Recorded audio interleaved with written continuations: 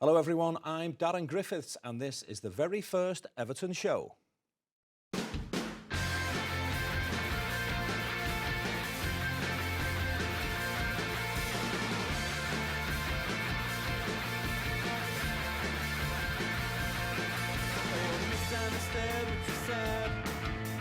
Misunderstood what you said. When I thought you were crying, but really you were trying, and your minds were virtually dead. Oh, I've seen all the books that you read. Oh, I've seen all the books that you read. So question why all the time people never work it all out. Let's work it all out. Let's work it all out. Let's work it all out. Let's work it all out.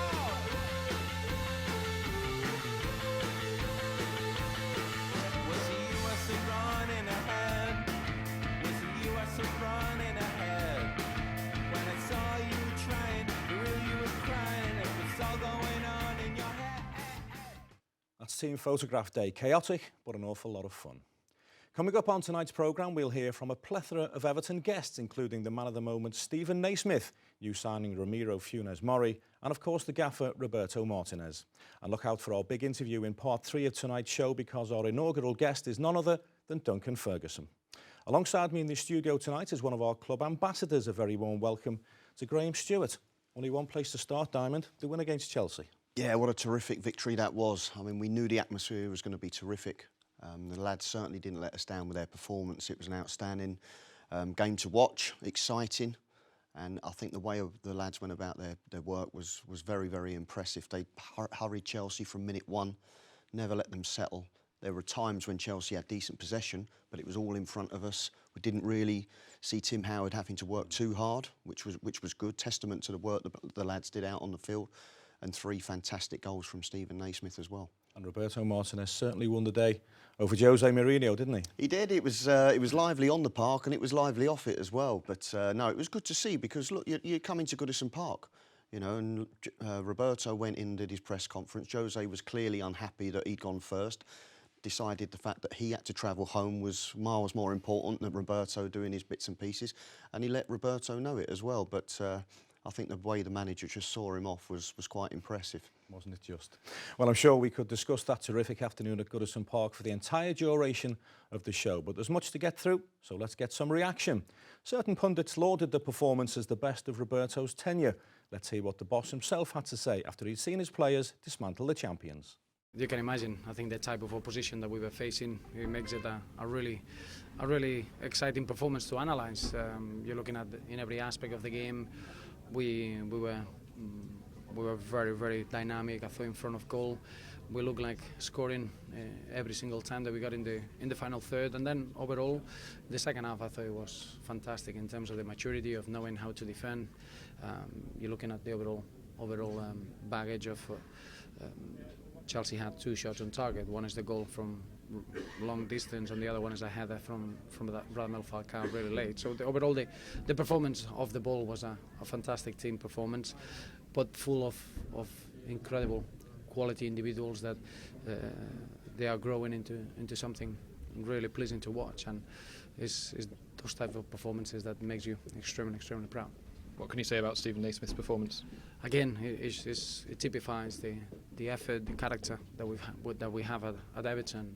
More than anything, when you're not in the starting 11, all he did is just be focused and be ready to take his moment. And the moment that arrives, all he's doing is put things in place that have really made a difference on the pitch. To score a perfect hat-trick against the current champions, I think it shows you a lot. I think is the type of example that is what we want at Everton, for the youngsters to understand that you need to be ready, you need to prepare yourself, that whenever you're with the opportunity of being on the pitch, you need to take advantage. And I thought it was a real joy to see him enjoying that sort of performance. Sad to see the 2 players come off, but Funes looked excellent slotting in central defence. Yeah, really, obviously, really important to see Ramiro having a good introduction. It's not easy to come into the British game, and I thought he look at the pace and look at the intensity. Obviously, we'll have to assess Seamus and more over the next 48 hours and see how they are. But what's important is that everyone that had to be alert and ready to come on the pitch, they were fully focused, and I think we're starting to show the strength in the squad, because the numbers that we have now in being able to come in and perform as a team, they are really impressive, and that's what helps you to be consistent over the course of the season, and clearly it showed today. Quick word on Rom. He's obviously in the team to score goals, but when he performs like he did today, does that create spaces and opportunities for other players that Stephen capitalised on? Well, it does. I think obviously the hardest thing in football is to score goals, and the hardest thing to defend is when you are predictable. I think today Rom and Aruna, they created such a difficult way of being able to defend, the movement, the power, the pace that they have. Then Ross, I thought it was his best performance in an Everton jersey, and you're starting to add a lot of good aspects in our play. But today I'm keeping the defensive focus, the discipline that we had as a team, because it's all too easy to speak about individuals on the ball. It's about how you can restrict a quality side like Chelsea into 2 shots on target, and that's the difference between last season. Last season we scored 3 goals and we conceded 6. I think it shows you how much we learned from 12 months ago, and clearly the potential in the squad is starting to fulfil. Well, that was Roberto's post-match reaction, but what about the hat-trick hero himself? Stephen Naismith, don't forget, started the afternoon sitting on the bench in a tracksuit, and he ended it with the match ball stuffed up his royal blue jersey. Was he pleased with his afternoon's work? What do you think? I've scored a hat-trick before, but not a perfect hat-trick, and I probably didn't realise that until Jags was actually celebrating with me, and he was the one that was shouting it in my ear, which a nice surprise. But that's a great feeling personally, but overall it was a good one. Difficult to choose, 3 clinical finishes, but do you have a favourite goal?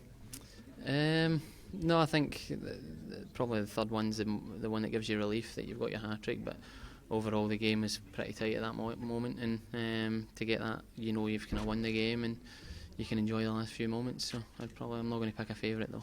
I guess it goes without saying that once you'd got the second, that was on your mind though. You wanted that in your hands today. Yeah, I think it's, as a forward, when you get goals, it's the hardest part of the game to do, score goals, and when you get 2, and there's so much time left, you definitely feel I've got chances here to get the third, and that was a great ball from Ross for the third, and it was a tight angle, so I thought I've got to hit it low and think the goalie's legs are open, and that's the case.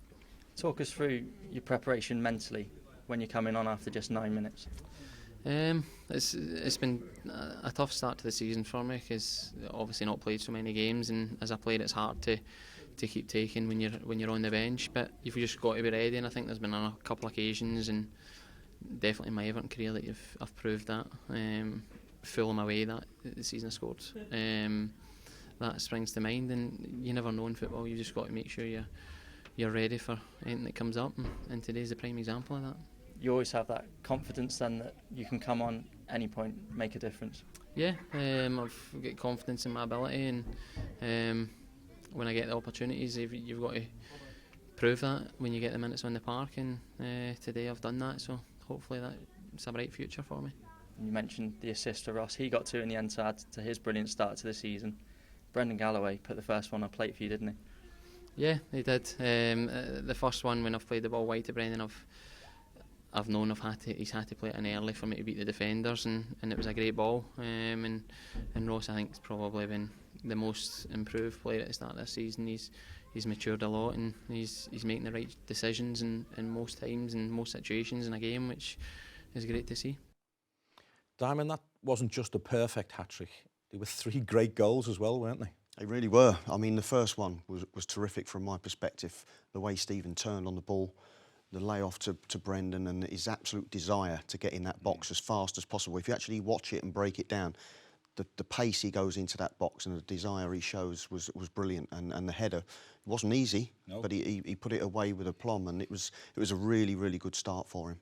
And the second goal from the edge of the penalty area, hit it really well, didn't he? He did. It was a terrific strike off his weaker foot as well.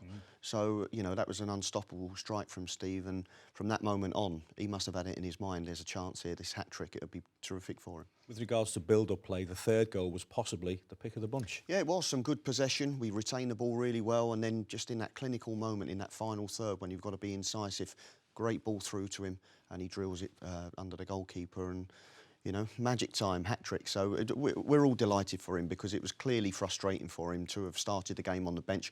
upsetting for obviously for Mo to have picked up his injury. That would be disappointing. But you know, for Stephen to come on and show the desire and the attitude that he did on the day, you know, that's exactly what we want. That's why Roberto has got a deep squad. You need those moments. You need top-class players coming off the bench for you. I'm talking about top-class players. Gareth Barry again.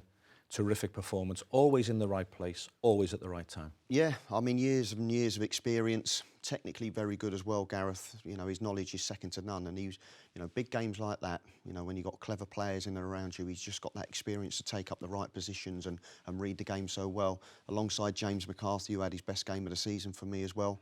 And obviously Ross Barkley, Nazy already said it in his interview there, he's playing some terrific stuff for us and full of confidence. It took a great goal to beat Tim Howard. It did, unstoppable. No goalkeeper was ever going to stop that, but it was the only bright spark in Chelsea's day.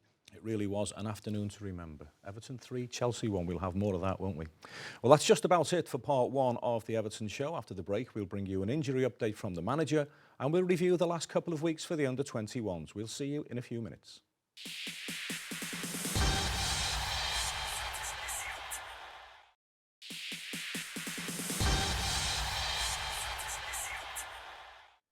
Welcome back to part 2 of the Everton Show. Well, David Unsworth's under-21s have made a fairly solid start to the season, and earlier this week they welcomed Sunderland to Goodison Park.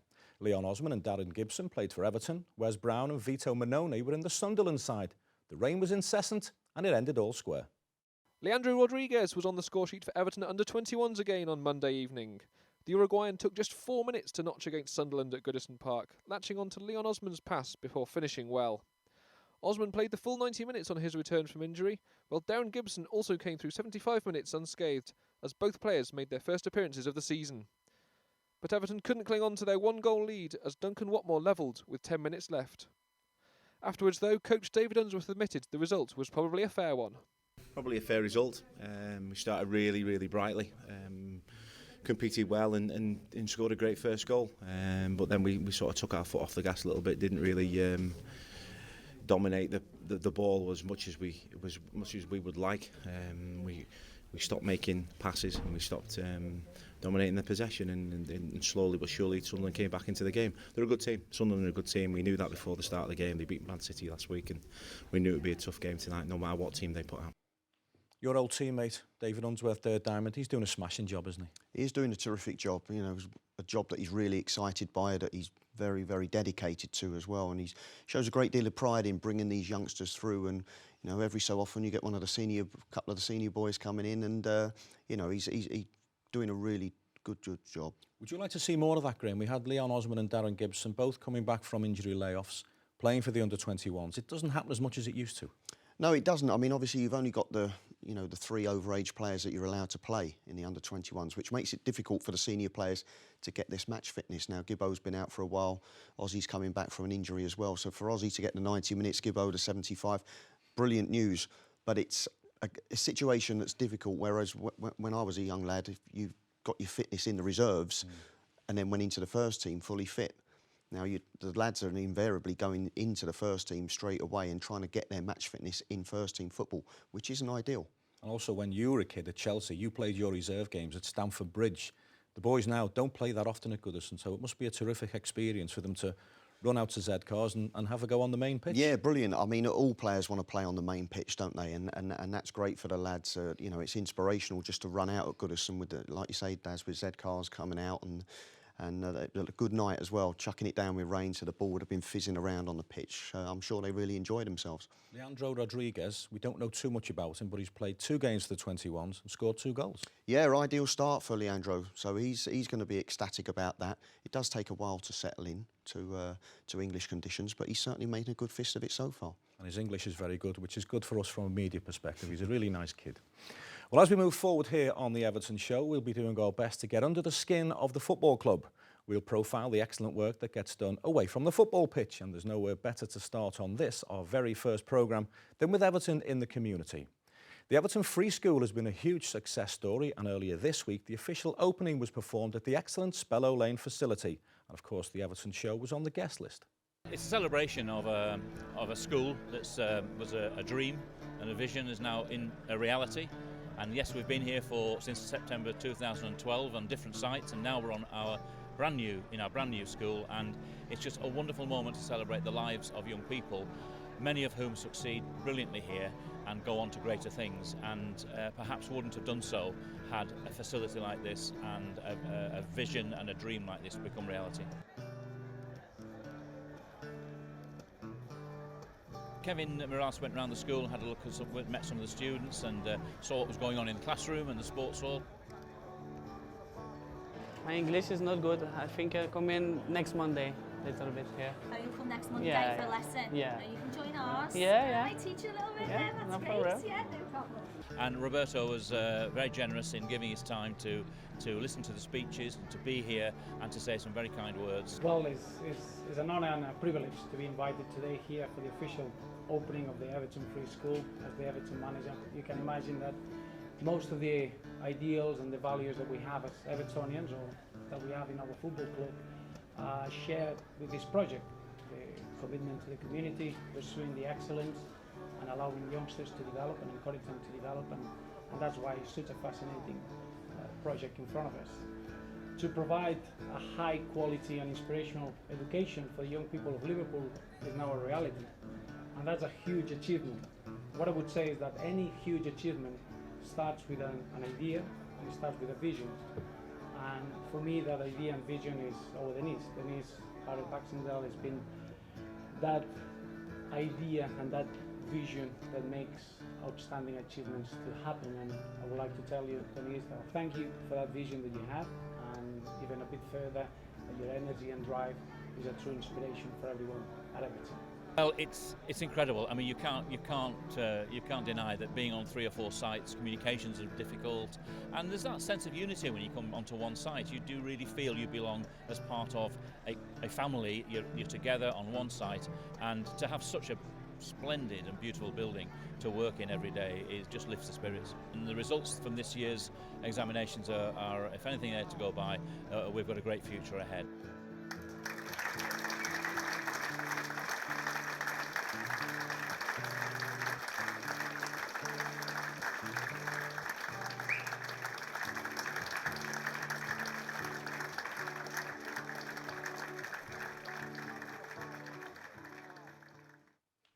Diamond, we were there for the launch, Roberto unveiling the plaque. It's a tremendous facility, isn't it? It really is a really impressive building, and a comfortable building as well. You walk in there and immediately, it doesn't necessarily feel like a school. I mean, it's got all the facilities required, clearly, but it's a really nice, comfortable setting for the kids to come into. Lovely place for the teachers to teach in as well, and clearly it's working, because we were listening to the attendance records. They're up in the 90%. All the people who've done their exams have passed them with flying colours, and we had 3 young kids there with, terrific stories to tell, and they're just 3 of. They speak, by the way? They spoke really eloquently. Under a bit of pressure as well. There was a few dignitaries there, and they got up on the couch with your dads and spoke very, very well, and were clearly impressed. They've turned their lives totally around through Everton Free School. And the Free School is less than a goal kick away from Goodison Park, so it makes everybody feel a part of the football club, and you and I know from vast experience the power of the football club with regards to community initiatives is immeasurable. Well, it is, but using that power in the correct way is vitally important, and Denise Baxendale and Robert Elston do a terrific job, along with huge amounts of people behind the scenes who normally don't get a mention but should do, and a lot of unsung heroes, and goes towards making this a real success story and something that we should be really, really proud of. It is Everton in the community, but it's the community and beyond. You and I have been in Thailand and Singapore, for example. Yeah, I mean, we send our coaches out to Thailand and Singapore, and we get in the communities out there and train the kids and what have you, and give them as much information from a coaching perspective as we possibly can. Well, Everton in the community, by reputation, is just about the best community initiative in the Premier League, if not European football, if not world football. Well, one of the many successes on the pitch to emerge from the win against Chelsea was another assured display from young defender Brendan Galloway. The boy doesn't turn 20 until next March, but he already looks the part on the Premier League stage. The man who had the courage to give Galloway his place in the spotlight was, of course, Roberto Martinez, and the manager explained why he's keen to hand the player a new contract. Well, really important because always we felt that Brendan had that potential. That's why we made sure that we put a lot of effort to bring him into the football club from MK Dons, where he had a very good education. What is true as well is that he had a quicker development than we expected, and that goes down to his own personality and his own character. Nothing phases him. He's always ready to improve. He's always ready to perform. And at the football club, we always do the same. When we see a player that he gets ahead of his own program, that needs to get rewarded. That's not going to be the last contract. It's going to be just the next step, and we expect Brendan to carry on with his development over the course of the season and in years to come. He's only 19. He's one of those players that is a joy to work with, but it brings you a real excitement about the potential that he has, because he's a very good defender. He's someone that he can be left 1v1 situations, very, very good in the air, and then he's got electric pace to get forward and have that final ball like we saw in the first goal for Steven Naismith cross. So as a young prospect, again, a very high credit needs to go to everyone that works at Finch Farm behind the scenes to allow our youngsters to be ready when the big opportunities arrive. Darren, Brendan's 19 years of age, but in some ways he's been under the radar a little bit, hasn't he? Because there's been a lot of spotlight on your Ross Barkleys and particularly John Stones, but Brendan's gone about his business. He's had a little knock for the injury, but he's done tremendously well. He has, terrific as well. And I mean, that performance before Chelsea, he'd been out for a couple of weeks as well. So to come back in and perform at the level he did against the champions was a terrific result for him. You're right, he has gone under the radar a little bit. He seems quite a quiet, unassuming lad, but clearly somebody with plenty of talent. I think the belief that Brendan will now get from playing in that game against Chelsea and performing in the manner he did will fill him with loads of confidence and realise that he deserves to be on that stage. Who'd be a left-sided player at Everton at the moment, by the way? Leighton Baines is out injured. Stephen Pienaar's had a knock, Tom Cleverley, Luke Garbett even, and Brendan himself, Brian Oviedo as well. It's jinxed, isn't it? Yeah, it is. I mean, that's, don't be a left-sided player, especially at Everton Football Club, but I think we'll be wrapping Brendan up in cotton wool for the time being. It's all right having young players with the ability to play on the Premier League stage. You need a manager brave enough to give them that platform. Of course, and Roberto's shown that over the period of time that he's been at the football club. He's not afraid to blood these youngsters. I mean, they're knocking on the door, and he gives them the opportunity. We've seen it, with numerous players. Matty Pennington started in the Capital One Cup game. Acquitted himself really well on that right-hand side. It was unfortunate he was involved in a situation where we perhaps had to change things to get ourselves back in the game. But he played very well at Barnsley as well. So another player who has performed at a very high level and very, very well. The young players at Everton Football Club know full well that the pathway to the first team is very much illuminated. Well, that rounds off part 2 of our programme, but there's plenty more to come on the Everton Show. And after this short break, we'll bring you a sit-down interview with Duncan Ferguson.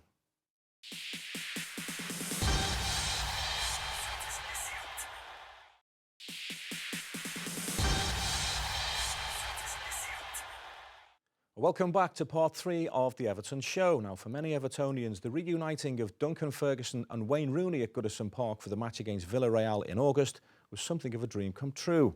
England's record goal scorer was only too pleased to help out the man he still considers his hero, and the Evertonians were certainly glad to see one of their own back in the royal blue jersey.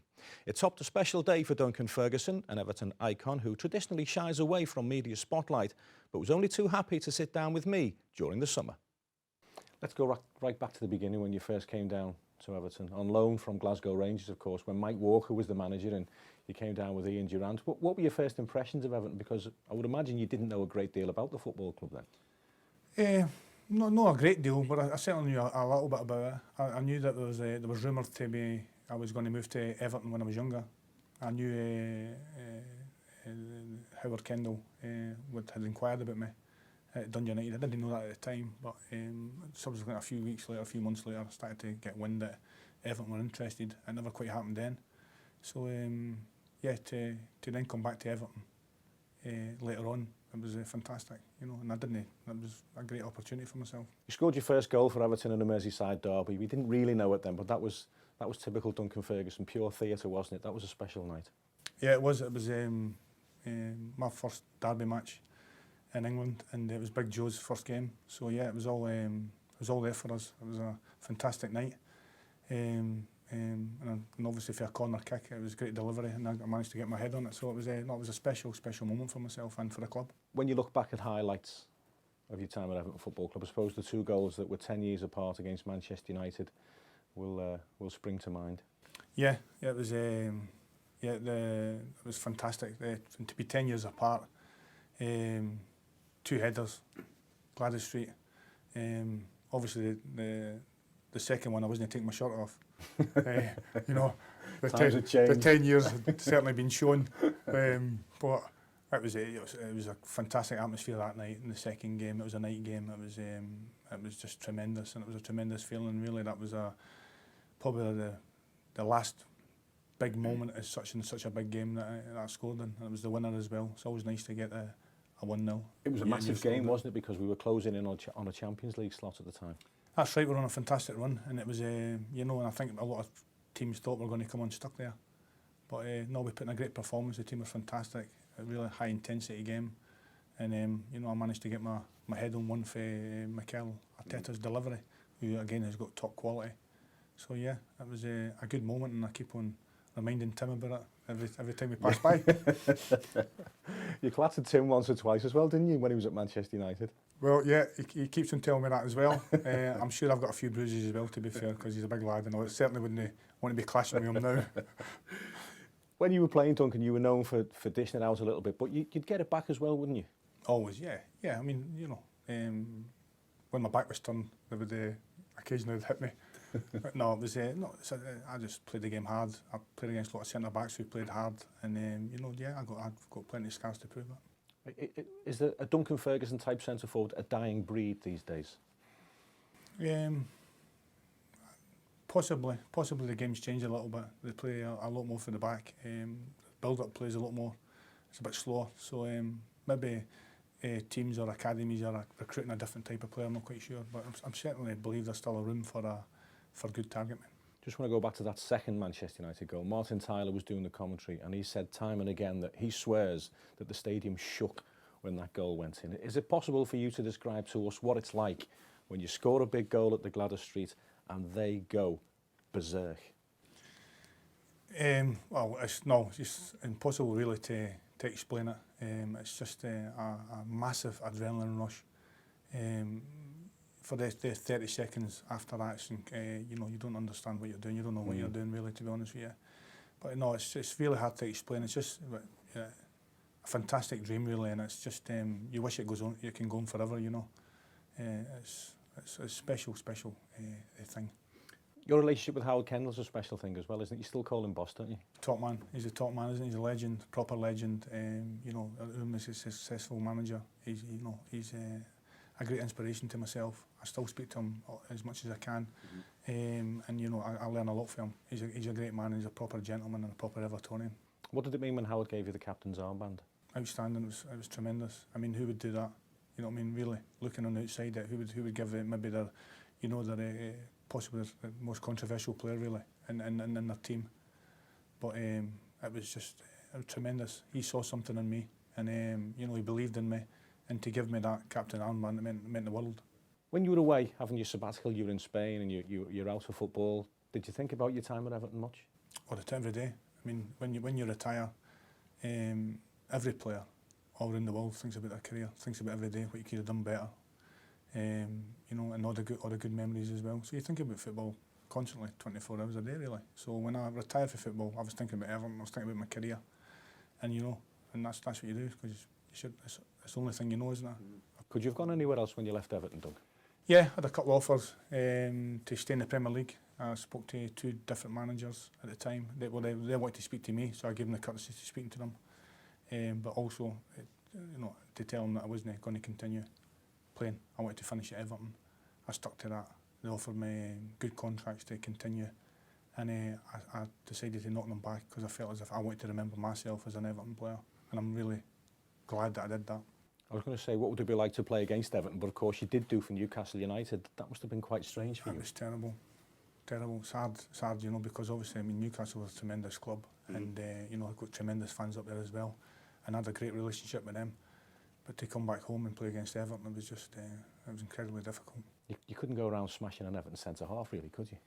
No, not really. No, because they probably have smashed me back. no need to.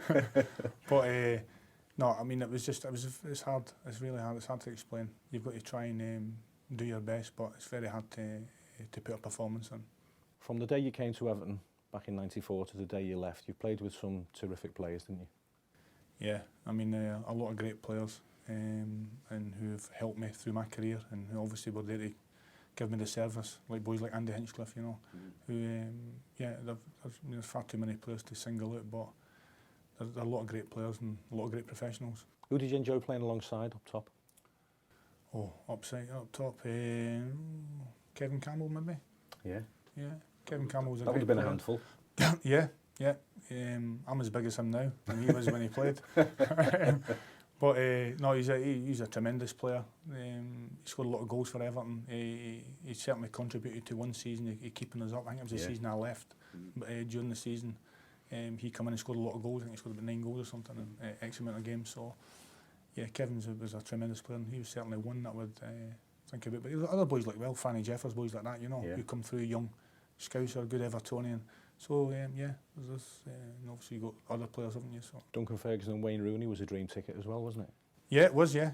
Well, for a little part we played, Wayne obviously never played so many games, I think. He played about 70, 80 games, so that was a great feeling. You know, Wayne's, he's a tremendous player, isn't he? He's turned out to be a world-class player, and I think we all knew that at the time. Did you know that Wayne would go on and break all records and win 100 caps and score all the goals for England? Yeah, I think we did, barring injury. Simple as that. I mean, he's a top-class player. He still is a top-class player, and I think barring keeping yourself healthy and playing X amount of games, it's going to get you that total, isn't it? And he's got a tremendous talent, tremendous player, and I think we all knew that he was going to go on and be what he is. Diamond, you were a teammate of Duncan Ferguson's. Everybody knows what he was like on the football field. Were you as surprised as everybody else when he went into coaching? I was a little bit, to be honest with you. I know he'd gone out to Spain to live and, as you called it, as a sabbatical out there, and he had a nice lifestyle. But I think it was too quiet for him in the end. I think he'd get up and he'd drop his kids at school and maybe pop down the gym and have a cup of coffee on the seafront and what have you. But, you know, that can get a little bit lonely. It sounds lovely, doesn't it? But, you know, I think that can get a little bit boring after a while. You know, it sounds perfect, but, you know, a fella who's been used to the buzz of playing football matches and what have you, I think the lure of football full stop was too much for him. Duncan Ferguson off the field was nothing like the marauding centre forward who terrorised centre halves up and down the Premier League. No, I mean, 3 o'clock come on a Saturday afternoon and Duncan livened up, didn't he? But off the pitch he was quite a quiet guy. You know, he liked to laugh and a joke in the dressing room. Of course he did. He was good with the banter kind of stuff. But he loved his pigeons. You know, you'd never attribute pigeons with Duncan either, would you? But quite a quiet, unassuming guy off the pitch. When Andy Hinchcliffe put the ball inside the penalty area on the money and Duncan was on the end of it, those two were virtually unplayable. It's unstoppable, isn't it? Because Andy Hinchcliffe had a wonderful left foot. His delivery, especially at set pieces, was nigh on perfect. And if you've got a Duncan Ferguson who fancies winning it, it's a no-brainer. There's only one place it's going to end up, in the back of the net. And fortunately for us, on numerous occasions, it did. Just going back to Duncan Ferguson, the coach, when he came back to Everton, he started off at the academy and he really put a shift in, didn't he? He worked really hard to show everybody at the football club that he was deadly serious. No, he was, yeah. I mean, he was deadly serious. I'd spoken to Duncan on a few occasions, and he said he was coming back and he was going to really give it a good crack at the whip. And he's certainly done that, and he's dedicated himself to it, and he's deservedly where he is now on the first team, in the first team picture. And he's still got a great relationship with the fans. There aren't many first team coaches that get their names chanted every Saturday afternoon. No, I mean, it's terrific, isn't it? And he was a talisman for the football club, wasn't he? So the fans see him on that bench on a Saturday, and I'm keep waiting for the moment Dunk jumps off the bench and has an altercation with their bench. I'm sure it'll happen one day. But anybody, we saw it with his testimonial, didn't we? The 37,000 or so that turned up on that day speaks volumes for what they think of Duncan Ferguson. And of course, he's another ex-Everton player on the Everton coaching staff. There are plenty down there at Finch Farm. There are. I mean, Kevin Sheedy's down there, Franny Jeffers is down there, Phil Jevons, John Doolan, John Ebrell. Unzi's back there obviously as well. We've talked about Unzi. So it's good to see that. Overlooking it all is Big Joe Royle. So there's a good core of ex-Evertonians who know what's required at the football club, know what the fans require at the football club as well. How good is it to see Joe Royle down there every day, by the way? Oh, it's brilliant because, there's a huge amount of respect. As soon as you mention Joe Royle, you know it's Everton through and through, from a player through to a manager, through to somebody overlooking the academy system. Now we're in good hands. Well, you talk about people who are Evertonians, legends and gentlemen, and Joe Royle certainly fits that bill, doesn't he? Well, we'll take another short break now, but don't go too far away, because in the final part of our show, we'll be looking ahead to Saturday's game at the Liberty Stadium against Swansea City.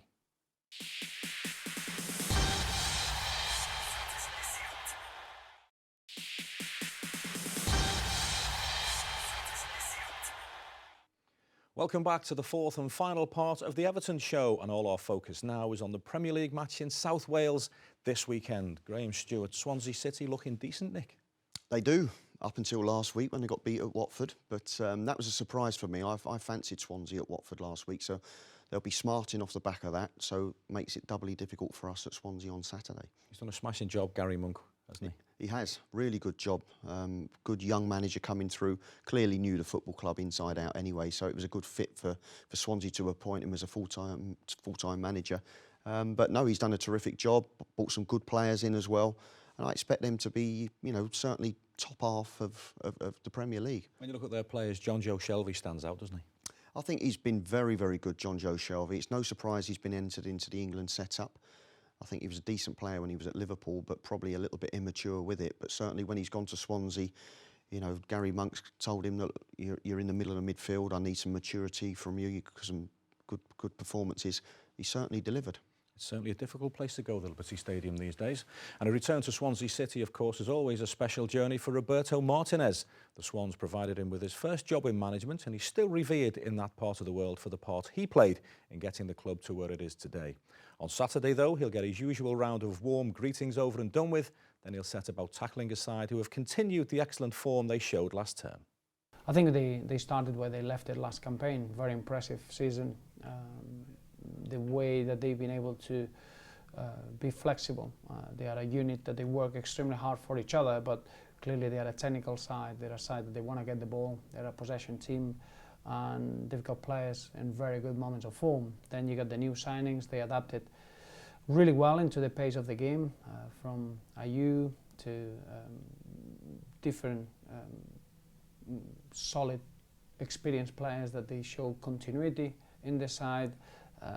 This team is ready to replicate the real success that they had last campaign. So we know that the way they perform against Manchester United wasn't an accident at all. That's the way that they play, and when you go to the Liberty Stadium, you're going to be heavily tested, and I think it's going to be a really good game of football because of the way that the two teams are and the good moments of form that we are both taking into the game.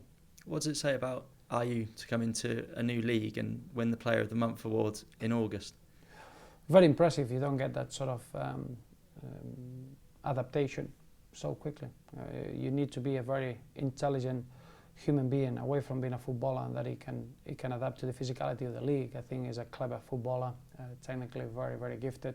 He gets in very good goal-scoring positions, and then he's very calm and composed on those. I think it's credit to the manager, Gary Monk, and the environment that is created around him, and allow him to be relaxed and just allow him to be himself. And then obviously is a team effort to allow a player to feel good and to contribute, especially when you arrive to a new country and a new way of playing, a new league. So huge credit needs to go to the manager to create that environment. Graham, as we've just said, they're a difficult place to go to, the Liberty Stadium. A point wouldn't be the worst result in the world. No, I think a point wouldn't be too bad. It would keep that momentum going that we built up at the early part of this season. But such is the nature of our victory against Chelsea and the away win at Southampton and the good point at White Hart Lane. I think the lads quite rightly will fancy the chances of picking up all 3 points. Good performances and good results really raise the bar of expectation, don't they? Well, yeah, I mean, that's the difficulty, isn't it? Once you start picking up big wins like that, expectation levels go through the roof. So we've got to just keep a lid on it a little bit. I mean, you know, it's one fantastic victory for us last week, but this is a difficult place to go, as we've mentioned. So if we did pick up a point, I certainly wouldn't be overly disappointed. I like the way Ashley Williams conducts himself at the heart of the Swansea defence. Yeah, he's the captain. You know, he leads the way at the back, doesn't he? He organises everything well, gets John Joe Shelvey sorting everybody out in the middle of midfield, but in front of him as well. So vital that your captain has an influential role, and Ashley Williams is a good player. Long trip to Swansea at the weekend, then a long trip to Reading on Tuesday night in the Capital One Cup. That's a competition that we've got to think about winning. Yeah, because I think realistically, you know, the Capital One Cup and the FA Cup represent our best chance of picking up silverware, which is what we're all craving for. But But it could be a difficult game, yes. I mean, it depends. I'm sure Roberto will make 1 or 2 changes, but I don't think it's a game you probably want to tinker too much with because, as you quite rightly say, Darren, we should be thinking about trying to win a cup.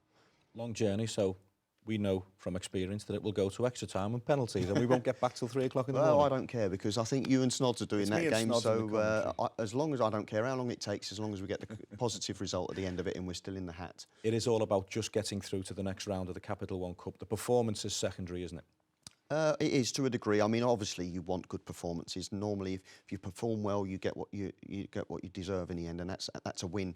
But certainly, we've got numerous players.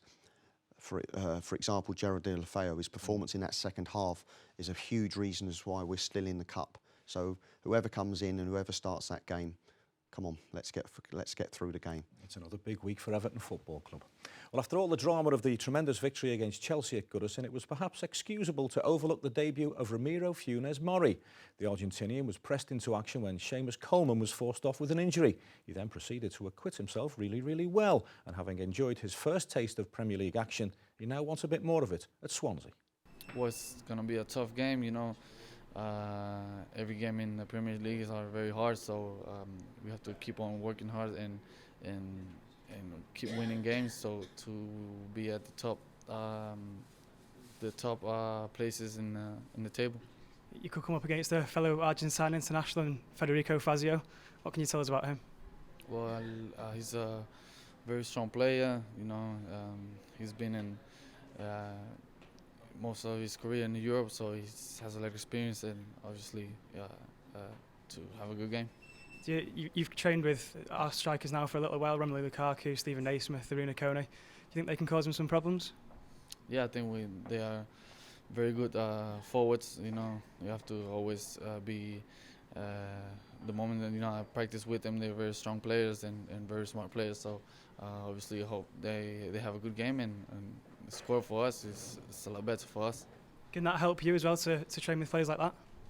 Yeah, obviously, because they're strong players, players that have good movement and obviously they score goals. So you have to be focused and every time and keep on learning, and as a player to defend well.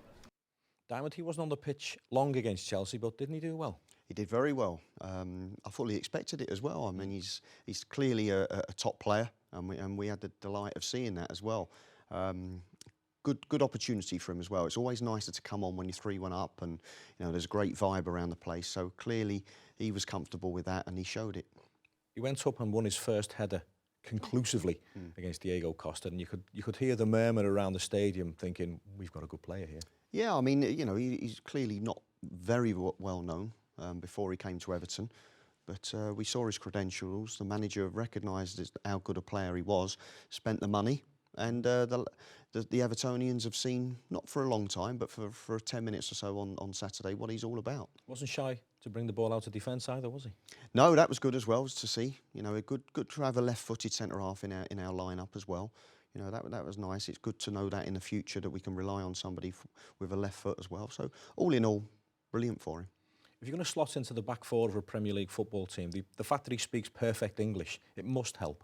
Yeah, because especially at the back four, it's vitally important that you communicate.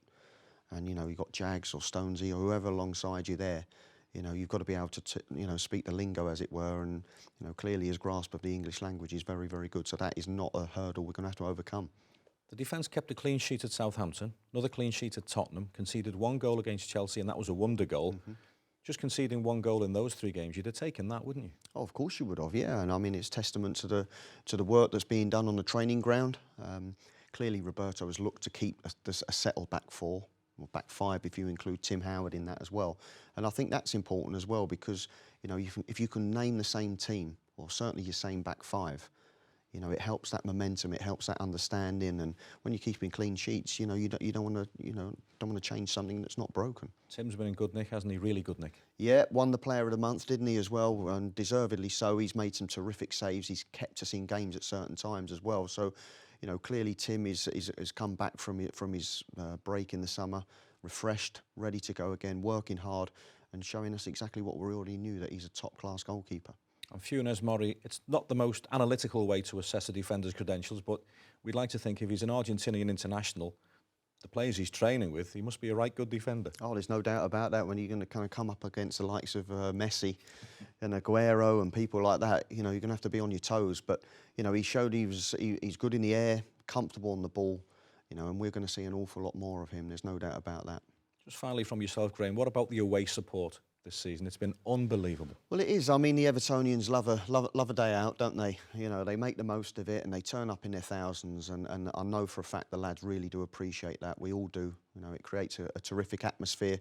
And thankfully, so far this season, we've given the travelling supporters an awful lot to shout about. So, you know, we'll look to continue that throughout the season. Barnsley, South Yorkshire, Wednesday night, live on the television. 5,500 Evertonians. Says it all. Says all you need to know about the desire and the passion that our fans have for the football club.